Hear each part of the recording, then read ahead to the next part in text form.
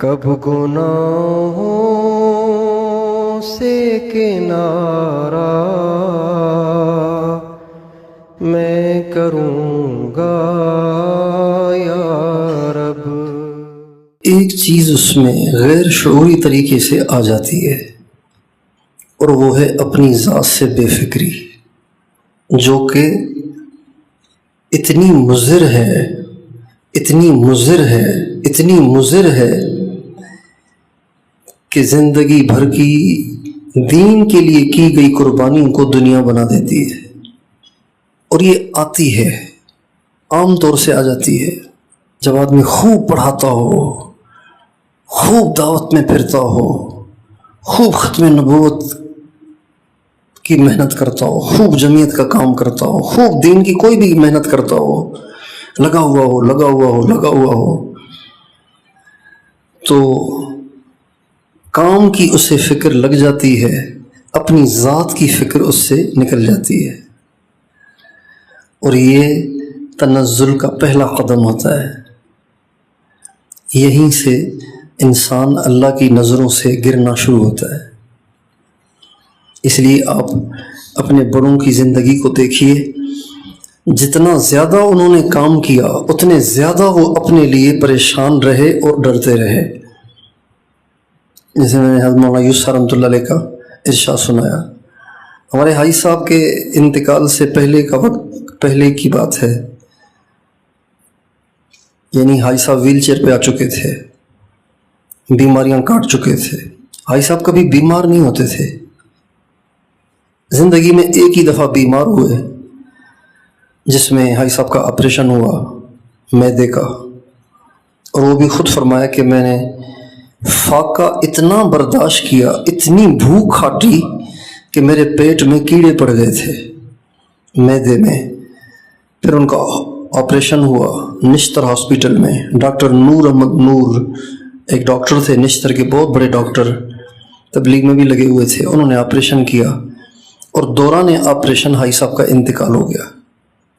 اور ہر طرف اس زمانے میں تار بھیجے جاتے تھے، تار بھیج دیے گئے کہ بھئی حاجی صاحب کا، یہ حاجی صاحب نے خود مجھے سنایا، مجھے نہیں سنایا، حضرت شاہ عبد القادر رائے پوری رحمۃ اللہ علیہ کے خادم تھے حضرت مولانا عبد المنان صاحب، انہوں نے 40 سال خدمت کی تھی حضرت رائے پوری کی۔ حاجی صاحب ان کا بہت احترام، چونکہ حاجی صاحب خود بھی رائے پوری کے خلیفہ تھے تو ان کا بہت احترام کرتے تھے۔ مولانا عبد المنان صاحب جب بھی تشریف لاتے تھے تو مولانا عبد المنان حاجی صاحب نے کرتا اتارا تو بنیان تھوڑا سا اوپر چلا گیا، تو یہ حصہ کٹا ہوا تھا، تو مولانا عبد المنان صاحب نے پوچھا، بھائی عبد الوہاب یہ کیا ہوا ہے؟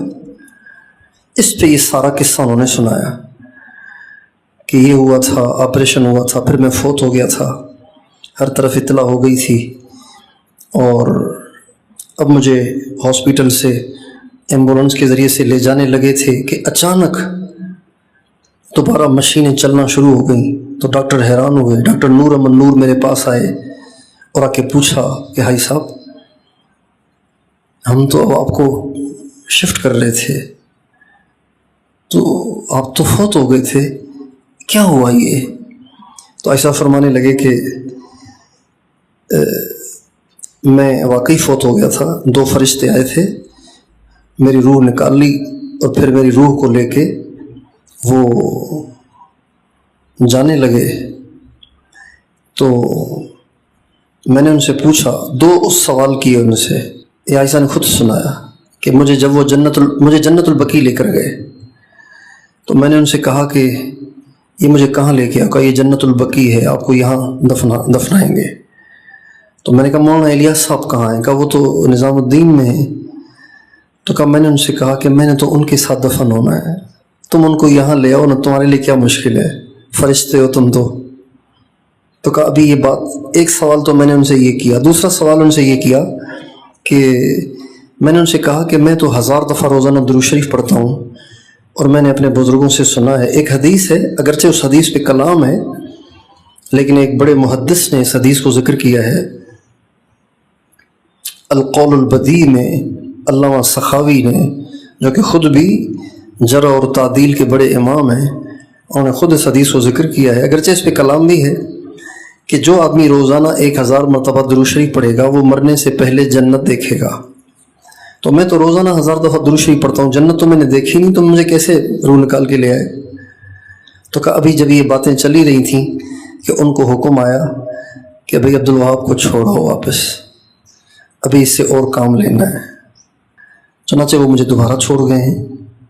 یہ حاجی صاحب نے سنایا سارا ڈاکٹر صاحب کو. تو ایک یہ بیمار ہوئے, ایک پھر 2012 میں بیمار ہوئے. اس کے علاوہ حاجی صاحب بیمار نہیں ہوتے تھے. ماشاءاللہ ان کی صحت بہت اچھی تھی. اب جب بیمار ہو گئے, پڑ گئے, ویل چیئر پہ آ گئے, چل نہیں سکتے تھے, بیانات بھی برائے نام تھوڑے ہو گئے, اس وقت مولانا زبیر الحسن صاحب نظام الدین والے, حضرت جی مولانا انعام صاحب کے بیٹے, وہ آئے حاجی صاحب سے ملنے کے لیے. تو حاجی صاحب بہت اداس پریشان بیٹھے تھے اور فرمانے لگے, مولوی زبیر بہت پریشان ہوں کہ میرا موت کے وقت کیا بنے گا. یہ تو مولانا زبیر صاحب نے کہا کہ حاجی صاحب کما تموتون کذالک تبعثون, آپ علیہ السلام کا ارشاد ہے جیسے مرو گے ویسے ہی اٹھائے جاؤ گے. تو فرمانے لگے اچھا واقعی ایسے ہی ہے, تو اگر میں یہ کام کرتے کرتے مروں گا تو اٹھایا بھی ایسے ہی جاؤں گا. کہاں؟ تو ان کو تسلی ہوئی. ایک دفعہ فجر کے بیان کے بعد میں ان کی خدمت میں حاضر ہوا, تو چارپائی پہ بیٹھے تھے. فجر کے بیان کے بعد اپنی چارپائی پہ بیٹھے تھے. ایک نوجوان لڑکا 17-18 سال کا اس کو اپنے ساتھ چارپائی پہ بٹھایا ہوا تھا. خود پاؤں کی جانب سے اس کو سرہانے بٹھایا ہوا تھا اور اس کو یوں دیکھ رہے تھے. اور اس سے پہلا سوال یہ کیا, تم کہاں کے ہو؟ اس نے کہا جی مالاکنڈ. کیا کرتے ہو؟ کہا جی میں ورک شاپ میں کام کرتا ہوں. کتنے وقت میں چل رہے ہو؟ 4 مہینے میں. کتنی تنخواہ ملتی ہے؟ چند روپے بتائے, 15-20-25 روپے اس طرح سے کچھ بتایا. بیٹا رکھو اس کو. پھر اس کو دیکھتے رہے. پھر اس عاجز سے فرمانے لگے, یار دعا کرو اللہ مجھے اس جیسا اخلاص دے دے. یعنی حاجی صاحب عمر کے اس وقت جب کہ ویل چیئر پر ہیں اور بیان کرنے سے بھی اب عاجز آ چکے ہیں, اپنے آپ کو کیا سمجھ رہے ہیں؟ مخلص یا غیر مخلص؟ غیر مخلص.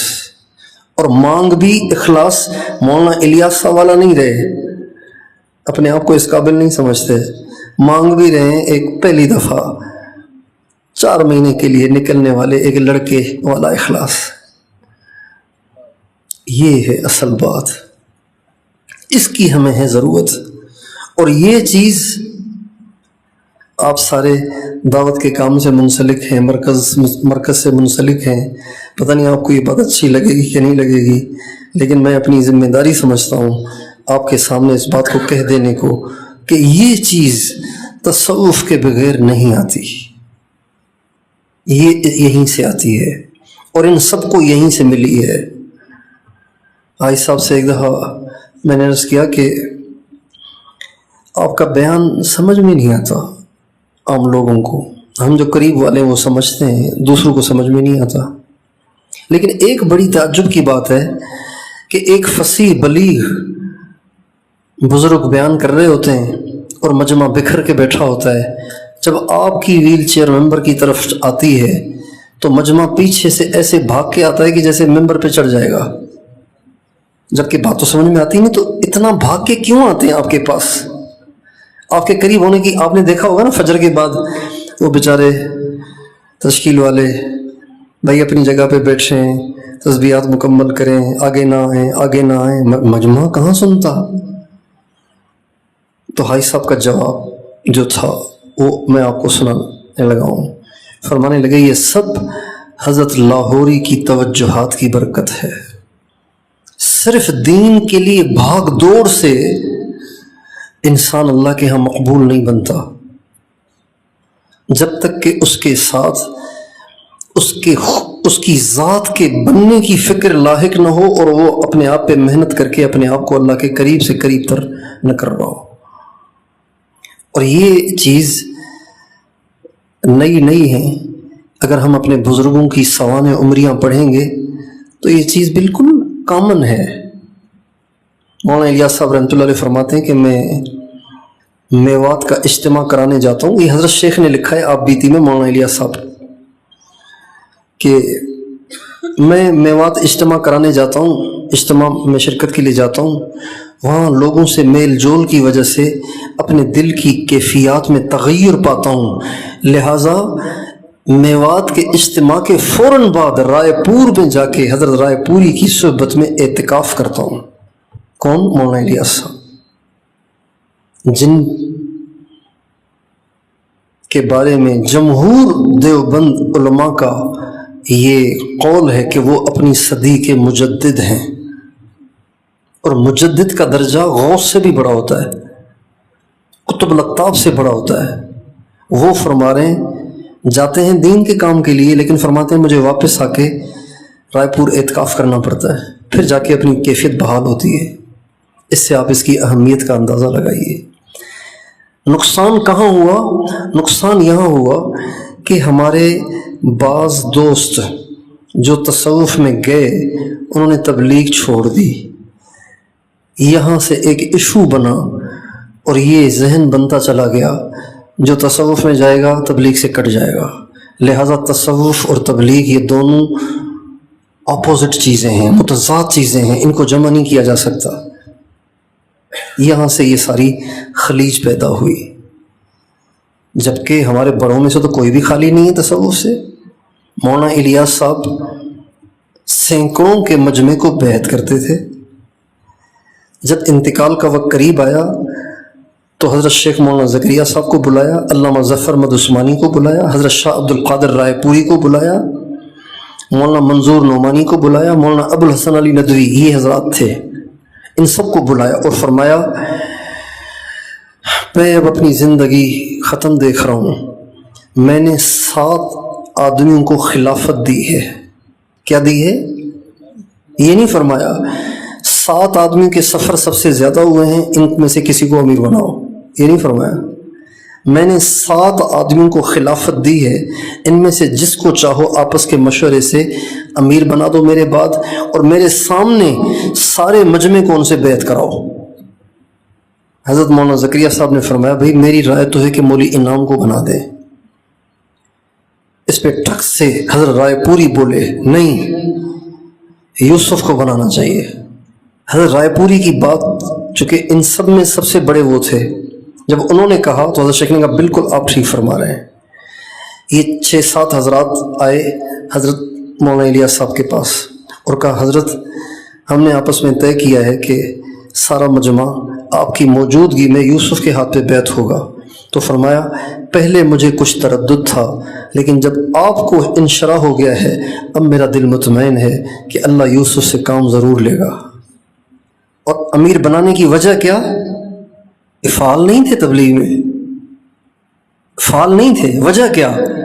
ان 7 کو میں نے خلافت دی ہے، ان کا سلوک طے ہو چکا ہے، ان کی صحیح تربیت ہو چکی ہے، اب جس کو بناؤ گے وہ کام کرے گا. چنانچہ ان کو بنایا، امیر بنایا. خلافت تو پہلے ہی دی ہوئی تھی، لیکن تہجد کے وقت میں میاں جی محراب صاحب سے میں نے خود سنا کہ تہجد کے وقت میں مولانا یوسف صاحب کی عمر 27 سال تھی، مولانا الیاس صاحب کی عمر 62 سال تھی. تہجد کے وقت میں لیٹے ہوئے تھے مولانا الیاس صاحب اور فرمانے لگے آ یوسف لپٹ لے ہم تو چلے. یہ کہہ کے جب یہ کہا تو مولانا یوسف صاحب روتے ہوئے ان کے سینے کے اوپر گر گئے. تو میاں جی محراب صاحب فرمانے لگے بس اس وقت جو کچھ ہوا سو ہوا، اور مولانا الیاس صاحب کی پوری نسبت ان کے سینے میں ٹرانسفر ہو گئی. اور یہ 27 سال کے لڑکے، تہجد کے وقت والد کا انتقال ہوا، فجر کا بیان قضا نہیں ہوا، فجر کے بعد ان کو بٹھایا گیا. جب ان کو بٹھایا گیا تو دیکھنے والوں نے دیکھا کہ داڑھی کالی ہے لیکن بول تو ایسے ہی رہے جیسے مولانا الیاس صاحب بولتے تھے. تو اس کے بغیر ہر دین کا کام کمزور ہوتا ہے. لیکن یہ بات منشرح نہیں ہوتی، اس لیے کہتے ہوئے بھی آدمی جھجکتا ہے. میرے جو شیخ تھے حضرت مولانا عبدالحفیظ صاحب مکی، یہ اجل خلیفہ تھے مولانا زکریا صاحب کے. تو علماء کے بیان میں وہ ایک ملفوظ ہمیشہ سناتے تھے. وہ فرماتے تھے کہ حضرت شیخ مولانا زکریا صاحب فرماتے تھے کہ ہمارے بزرگوں کی محنتوں کے میدان مختلف رہے. کسی نے پوری زندگی تبلیغ میں، جیسے مولانا الیاس صاحب نے، کسی نے پوری زندگی تدریس میں، کسی نے پوری زندگی تصنیف و تالیف میں، کسی نے پوری زندگی حدیث کی کتابیں پڑھانے، دور حدیث پڑھانے میں، کسی نے پوری زندگی جہاد میں. علماء دیوبند کی پوری تاریخ ہے. لیکن ان سب نے اپنے میدان کے ساتھ ایک چیز کو ساتھ جوڑ رکھا تھا. ایک چیز ایسی تھی جو ان سب میں قدر مشترک تھی، وہ تصوف تھا. کہ تبلیغ والا بھی تصوف سے جڑا ہوا، مجاہد بھی تصوف سے جڑا ہوا، مدرس بھی تصوف سے جڑا ہوا، مصنف اور مؤلف بھی تصوف سے جڑا ہوا. سید احمد شہید، شاہ اسماعیل شہید، یہ امام المجاہدین ہیں، لیکن یہ بہت بڑے پیر ہیں، لاکھوں ان کے مرید تھے. مولانا الیاس صاحب خالص مبلغ ہیں اور بانی ہیں، لیکن خالص صوفی بھی ہیں. حضرت مدنی مجاہد اعظم، بطل حریت، انگریز کے سب سے بڑے دشمن، ادھر بخاری پڑھا رہے ہیں، ادھر جیلوں میں جا رہے ہیں، ادھر جلسے کر رہے ہیں، اور ادھر خانقاہ چلا رہے ہیں، اور ہزاروں ان کے مرید ہیں، اور کتنے ان کے خلفاء ہوئے. میں نے ابھی 1 مہینہ پہلے معلوم کرایا، جو کہ پاکستان میں تو کوئی نہیں ہے ہمارے حضرت مدنی کا کوئی خلیفے. بنگلہ دیش ہمارے ایک دوست ہیں، ان سے میں نے کہا آپ پورے بنگلہ دیش میں کوشش کریں، معلومات کریں کہ حضرت مدنی کے کوئی خلیفہ ہیں. ان کا نہیں، ایک تھے، وہ فوت ہو گئے 2 سال پہلے. پھر میں نے انڈیا ایک دوست کو فون کیا، میں نے کہا آپ معلوم کریں کہ کوئی حضرت مدنی کے خلیفہ ہیں. تو کہاں ایک خلیفہ ابھی زندہ ہیں میوات میں، مولانا رمضان صاحب، بس وہ ایک رہ گئے ہیں دنیا میں، اور کوئی خلیفہ نہیں حضرت مدنی کے، باقی سب فوت ہو گئے. حضرت تھانوی نے تو زندگی بھر تصوف کے علاوہ کوئی کام ہی نہیں کیا. فراغت کے بعد چند سال کانپور میں تدریس کی، وہاں سے واپس آ گئے. شیخ نے کہا تھانہ بھون چلے جاؤ، تھانہ بھون جا کے بیٹھ گئے. تھانہ بھون اصل میں حضرت حاجی امداد اللہ کی بستی ہے، تھانوی کی بستی نہیں ہے. یہ تھانوی ان کو اس لیے کہتے ہیں کہ شیخ کے کہنے پہ وہاں چلے گئے تھے، پھر وہیں رہ گئے. پوری زندگی خانقاہ چلائی، کوئی سبق نہیں پڑھایا، صرف چند سال شروع میں پڑھائے کانپور میں. حضرت گنگوہی رحمۃ اللہ علیہ نے پوری زندگی صرف دور حدیث کی کتابیں پڑھائیں، درس نظامی نہیں پڑھایا، صرف دور حدیث پڑھایا، اور دور حدیث کے ساتھ خانقاہ چلائی. حضرت مدنی ان کے خلیفہ ہیں، حضرت شیخ الہند ان کے خلیفہ ہیں، شاہ عبد الرحیم رائے پوری ان کے خلیفہ ہیں، مولانا الیاس صاحب ان کے مرید ہیں. 13 سال مولانا الیاس صاحب نے حضرت گنگوہی کی صحبت میں گزارے ہیں، 13 سال. حضرت مولانا خلیل احمد سہارنپوری جو مولانا الیاس صاحب کے پیر ہیں اصل، وہ ان کے خلیفہ ہیں. پھر جب بینائی چلی گئی تو دور حدیث بند ہو گیا، پھر صرف خانقاہ چلائی. حضرت شیخ الحدیث مولانا زکریا صاحب نے خانقاہ چلائی اور خانقاہیں دنیا بھر میں قائم کی، اور فرماتے تھے کہ مجھے نبی کریم صلی اللہ علیہ وسلم کی خواب میں زیارت ہوئی ہے.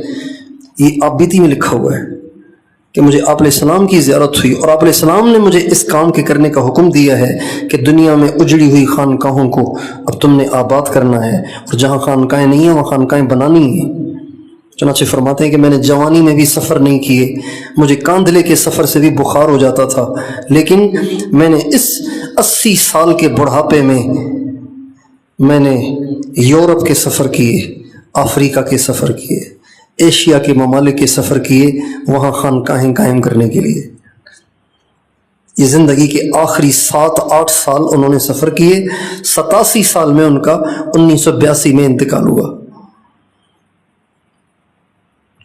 تو یہ ایک بہت اہم چیز ہے جس کے بغیر دین کا ہر شعبہ تنزل میں چلا جاتا ہے، اس کی روحانیت چلی جاتی ہے، اخلاص کم پڑ جاتا ہے، حب جا آ جاتی ہے، حب دنیا آ جاتی ہے، اور انسان خود پسندی میں مبتلا ہو جاتا ہے اور سمجھتا ہے کہ بس میں بخشا بخشایا ہوں اور میں بہت اونچے درجے پہ فائز ہوں. یہ کیفیت بن جاتی ہے آدمی کی.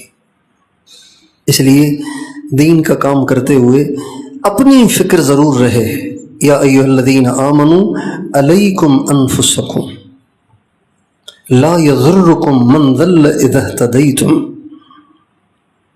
तुमने बहुत मेहनत कर ली, कोई वसूल नहीं हुआ, लेकिन आप अपने आप को चेक करें। अगर आप में कोई खामी नहीं है, अगर आप किसी रजीले में मुब्तला नहीं हैं, तो फिर इससे आपको कोई नुकसान नहीं। आप अपनी फ़िक्र ज़रूर करें। तो बस ये आप हज़रात से दरख्वास्त है कि इस तरफ तवज्जो फरमाइए ताकि हमारे दीन के शोबे क़ुव्वत पकड़ें। मौलाना ज़करिया साहब रहमतुल्लाह अलैह ने, आप हज़रात थक रहे होंगे, देर भी हो रही है, मौलाना ज़करिया साहब रहमतुल्लाह अलैह ने 1970 से लेकर 76 तक, 69 से लेकर 76 तक, ये 7-8 साल मुसलसल खतूत लिखे बड़े उलमा को, मुफ्ती शफ़ी साहब, अल्लामा बिन नूरी और दूसरे हज़रात, इनको खतूत लिखे। और खतूत में ये लिखा कि आपके जितने मदारिस हैं ना, इन मदारिस में फितने आ जाएंगे, तनज़्ज़ुल आ जाएगा, रकों में फितने आ जाएंगे और ये मदारिस फितनों का शिकार हो जाएंगे। और मैं देख रहा हूँ कि ये होगा, ये हो रहा है। मेरे नज़दीक इसका हल सिर्फ ये है कि आप अपने मदारिस में खानकाहें कायम करें। ये खतूत में फिर उसके बाद ये लिखा कि हदीस में आता है कि जब एक शख्स भी अल्लाह अल्लाह कहने वाला होगा तो क़यामत कायम नहीं होगी। तो जब अल्लाह अल्लाह कहने से दुनिया कायम रह सकती है, तो अल्लाह अल्लाह कहने वाले मजमे से आपके मदारिस भी कायम रहेंगे, फितनों से महफूज रहेंगे। और ये ख़त एक नहीं लिखा, इतने सारे लिखे हैं, इसी मजमून के इतने खतूत लिखे हैं कि हज़रत शेख मौलाना ज़करिया साहब के बेटे मौलाना तलहा साहब ने इन खतूत को जमा करके एक किताबचा बनाया है, जिसमें सिर्फ हज़रत शेख ने अकाबिर उलमा को ये ताकीद की है कि अपने मदारिस में खानका बनाएं। चुनाचे हज़रत बिन नूरी ने अपने मदरसे में खानका बनाई, मुफ्ती शफ़ी साहब ने अपने मदरसे में खानका बनाई। और फिर हज़रत मुफ्ती शफ़ी साहब को हज़रत शेख ने यह भी लिखा कि तुम्हारा तकी और रफ़ी बहुत अच्छा है, लेकिन मुझे डर है कि कहीं साहिबजादगी का सूर इन पर असरअंदाज न हो जाए, इसलिए आप फौरी तौर पे इन दोनों बच्चों को किसी के हवाले करें।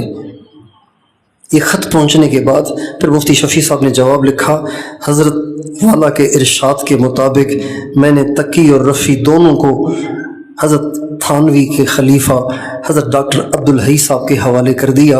उसके जवाब में हज़रत शेख ने लिखा कि आपके इस ख़त से बहुत खुशी हुई कि आपने मेरी बात को रखा और अपने बच्चों को उनके हवाले किया। ये हमारे बड़े, इनके मिजाज को हम, अगर उलमा भी इससे वाकफियत नहीं रखेंगे और अपने बड़ों के मिजाज से आशना नहीं होंगे, तो फिर जो एक रेला बह रहा है उसमें बहते जाएंगे।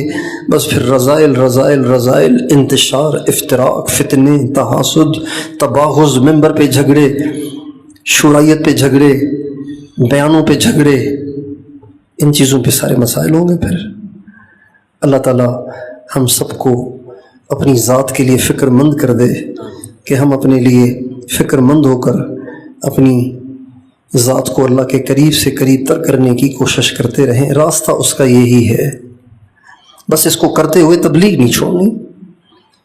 और तबलीग क्यों छोड़े कोई? जब अल्लाह की मोहब्बत दिल में मोजज़न होगी तो वो तो ज़्यादा करेगा, कैसे छोड़ेगा वो? अल्लाह का इश्क हो तो उसे वसूल नहीं करना पड़ता, वो अपनी जान को हथेली पे लिए लिए फिरता है। जब इश्क होता है तो नहीं, तो फिर वसूलियाँ करनी पड़ती हैं। अल्लाह ताला हम सबको तौफीक अता फरमाए।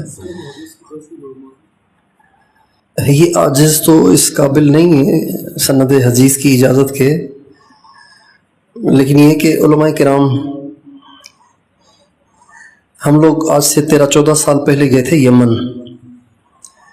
वहाँ पे एक बुज़ुर्ग थे, बूढ़े थे, हज़रत शेख सालिम बिन अब्दुल्ला बिन उमर नव्वरल्लाहु मरक़दहू, हज़रत इमाम हुसैन की औलाद में से थे, सईद थे और फ़िक़्ह शाफ़ी के इमाम थे। हज़ारों दुनिया से लोग उनसे फ़िक़्ह शाफ़ी पढ़ने आते थे और पीर भी थे। लाखों अरब ममालिक में उनके मुरीद थे, अरब ममालिक में उनके लाखों मुरीद थे और उनको شیخ سالم نہیں کہتے تھے، ان کو سلطان العلماء کہتے تھے۔